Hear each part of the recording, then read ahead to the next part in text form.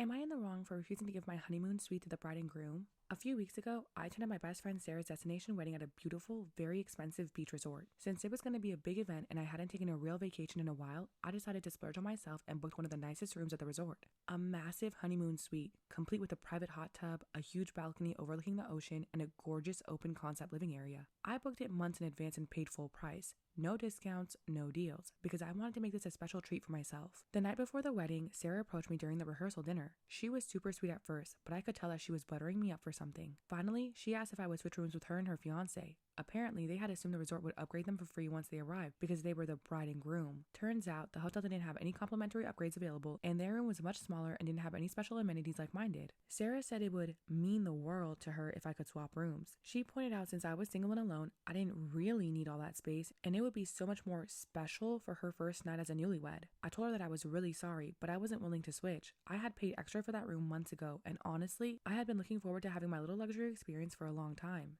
It wasn't just about the size of the room. It was the idea of giving myself something nice, especially after a rough year. Sarah's face fell immediately, and she said, "Wow, okay," and walked away. I could tell that she was upset, but I honestly didn't think it would turn into a thing. The next morning, I found out that several of the bridesmaids were talking about me behind my back, saying I was selfish and didn't care about Sarah's big day. One of them even confronted me and said, if you were really her best friend, you'd want her to have the best experience possible. Even Sarah's mom gave me a passive-aggressive comment about how some people just don't know how to put others first.